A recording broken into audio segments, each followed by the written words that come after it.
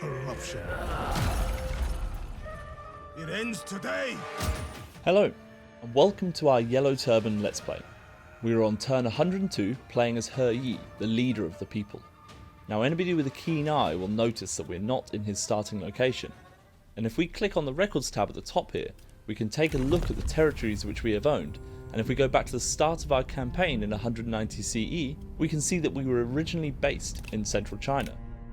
However, I didn't want to be scrapping around in there, so decided to move and do the Great Migration and head into the previously unoccupied southeast coast, meaning we had free reign. Now you can see that over the last 19 years we have expanded into the empty territory relatively peacefully, and this playstyle really suits He Yi, as he benefits from population bonuses, which is the perfect segue for us to look at the faction screen. The Yellow Turbans have a lot of unique building chains, and He Yi is no exception. He has the village healer building tree, which provides bonuses to both population growth and public order. These buildings become invaluable as your empire grows and expands. In particular, the public order benefits help offset the negative effects of being densely populated. He Yi also has a unique occupation option for when we take settlements, but more of that later in this video. And rounding it all out, we have access to a unique unit, the Yao Xia, heavy assault sword and shield infantry, which act as a strong front line with their high armour. Plus, the faction benefits of increased replenishment and reduced recruitment costs for large population mean that we can pop up armies very quickly. If we look at our faction rank, you can see that we're approaching the mid-game point. The Yellow Turban factions start at a much less advanced level, making it a very hard start. If we hover over the ranks, you can see that we can't make peace with any factions until the 3rd rank. You might now be realising why we migrated our whole faction southeast. And if we hover over Empowered, our current rank, you can see that we've been able to set up trade agreements with regular factions, which has given a nice boost to our economy. The next rank, which we aren't too far from achieving, will trigger the 3 Han factions to declare themselves Emperor.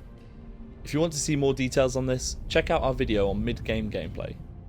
The last rank for us to achieve is Enlightened, which will allow us to create alliances, coalitions, and open vassalage options.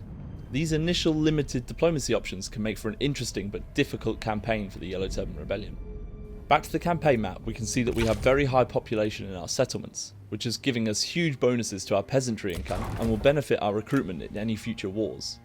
Growing and biding our time on the coast means we can slingshot ourselves into existence and rid China of its corrupt rulers and free the people. Our first stage of the slingshot is to take on Liu Yao, a warlord with only 2 territories, so he makes an easy first target for our expansion. We will attack the trade port of Wanling, which will also damage his trade and income. We can see our leader, He Yi, currently moving up the Yangtze River with his army. Let's move on to the land and attack this resource.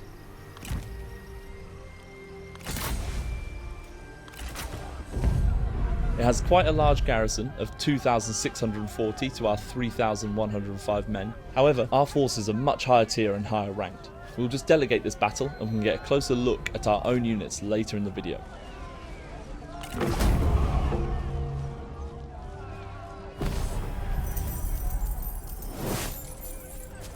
In the post-battle screen, we can see that we have a new option, as part of He Yi's unique faction traits.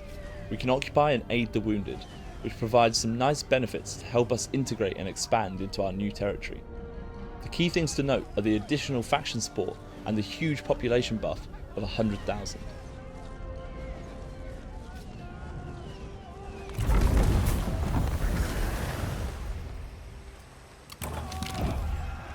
During this battle, a warrior has proven themselves and earned a promotion. For the Yellow Turbans, these sort of events are the main source of acquiring more powerful characters. Taking this settlement has also leveled up Huntsman, a key character that He Yi's faction starts with.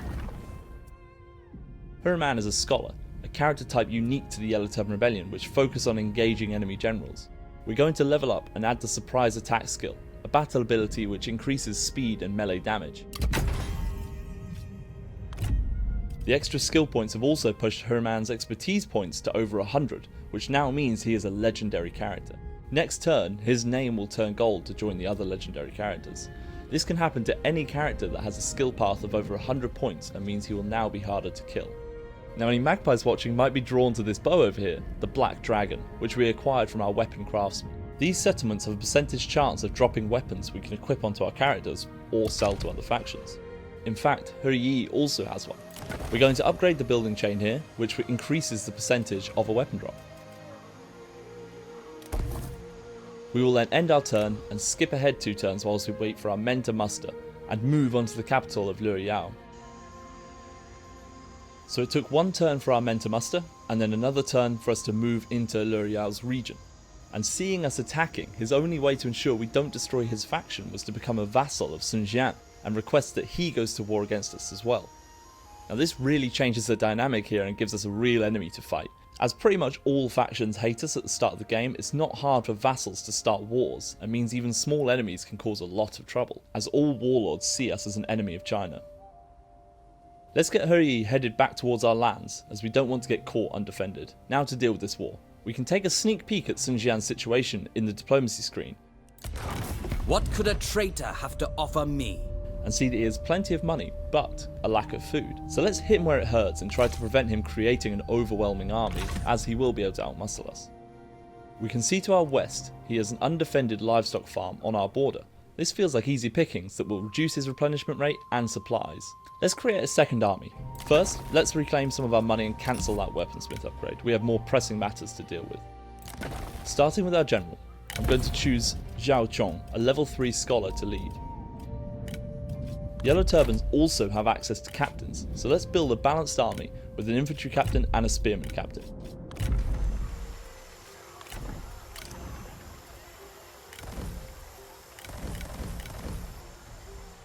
Due to our high population, it only takes 2 turns to muster our army, and then a further 2 turns to move down to their settlement.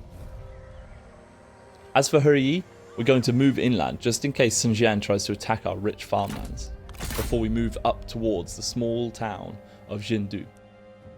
Before we end this turn, we have a reform we can research. The Yellow Turban tech tree works more similarly to a traditional Total War one, where you wait for the research before reaping the benefits. The 3 scrolls of reform represent the 3 aspects of the Yellow Turban philosophy: heaven, land, and people. The Book of Heaven offers new options for scholars and upgrades to esoteric and industry buildings. The Book of the People offers new options for healers and upgradings to housing and commerce.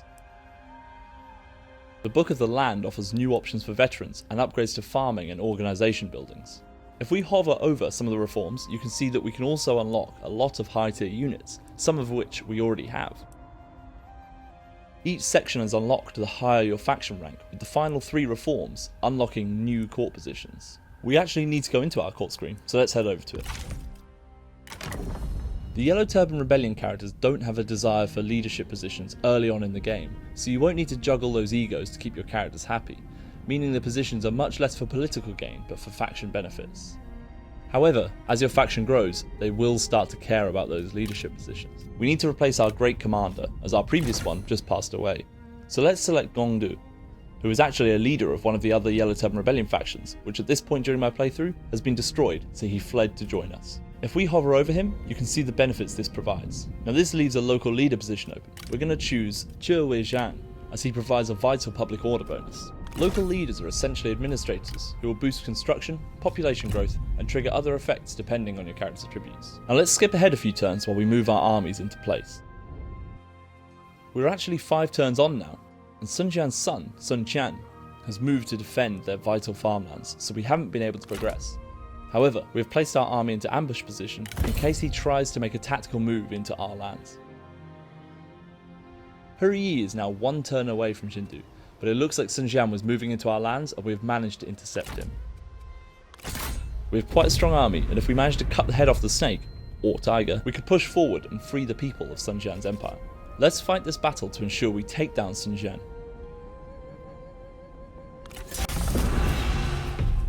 Now on the battlefield, here we are at the Battle of Jindo, potentially the future resting ground of Sun Jian and his heir, Sun Ce. We can see the town itself in the distance, shadowed by these pillar mountains. On the battleground itself, we can see the rich farmland with rice paddies, and a river creating an interesting battleground to be used as a natural defence for Sun Jian. The forest between us also gives a perfect opportunity to stay hidden, right up until we meet his army face to face, sword to sword. This battle gives us a really good chance to take a look at our unique units. Quite a few of these are unlocked from our tech tree. I will leave the information panels up so you can pause and take a closer look if you'd like. Now let's take a look at our characters. First, Huntsman, who as you can see is now a legendary character with his name in gold. He excels at engaging enemy generals with his mat shui, plus his ranged capability with his bow, the Black Dragon. Next we have Gongdu, a veteran who can use his two-handed mace to hold out against the bulk of the forces. And rounding it all out we have Hurry, our leader and healer. He acts as more of a support unit and will inspire and support troops. However, should he get into combat, he has his spear, Ancestral Pledge, which we've unlocked during our campaign from the weaponsmith. Now onto our army. The Yellow Turban Rebellion army, as you'd expect, is not as structured as other armies, however they do have a lot of strengths.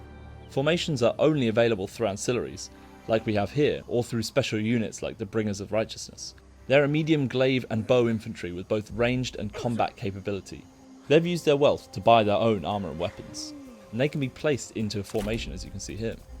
The Yoxia are ranks of the most experienced Yellow Turban warriors and the fight against tyranny. With their strong armour and shields, they're perfect frontline infantry and start with guerrilla deployment. Contrary to that, we have the People's Warband, who are perfect for assault with their dual swords, but weak against ranged fire. Made up of merchants and craftsmen, they carry dual sabres and armour looted from city armories.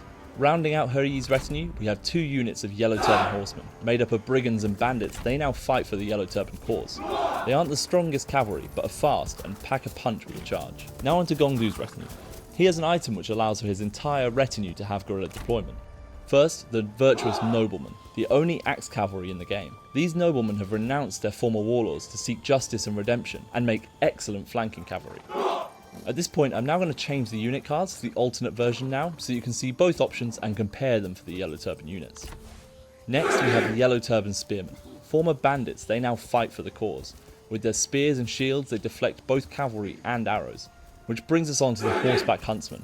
As you'd assume, previously local hunters, they now fight against tyranny as well. They make excellent skirmishers, but should be kept out of hand-to-hand combat.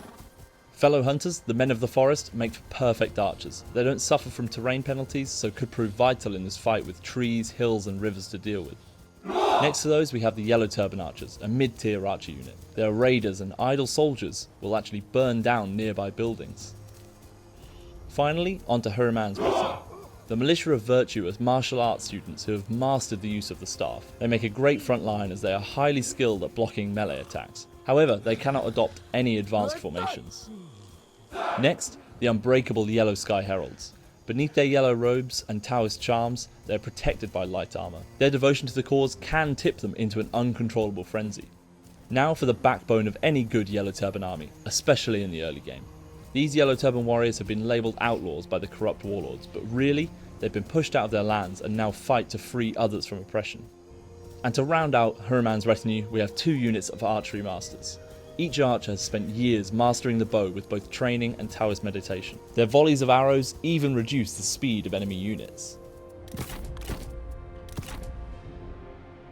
We're going to utilise Gongdu's guerrilla deployment and put his forces over here, along with the Yoxia. Then the rest of our army will remain hidden and approach through the forest. I will leave you with some shots of the battle and you can see these units in action.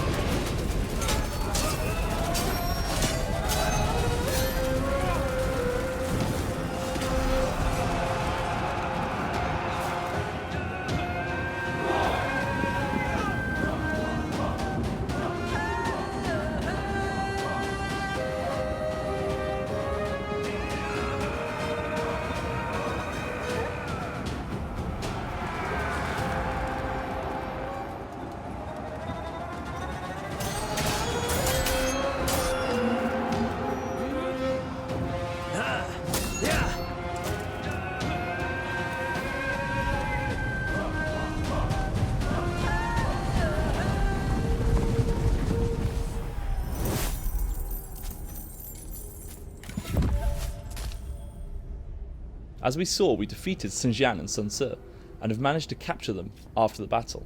We now have a choice, but do we really? The only thing to do is to kill Xinjiang and his next in line, Sun Ce. Whilst doing this, we will gain both of their horses, including Xinjiang's unique one, Heavenly Fire. We've also got access to his ancient silver sword, and I've added some footage showing Huraman and Huryi with their new prizes.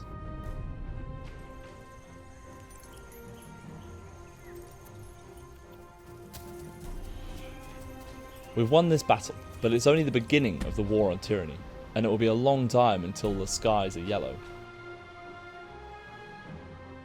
Thanks for watching this Yellow Turban Rebellion campaign Let's Play. If you want to play the Yellow Turban faction for yourself, you can get them for free by pre-ordering Total War 3 Kingdoms or purchasing up to a week after launch. They're also available as part of this beautiful collector's edition.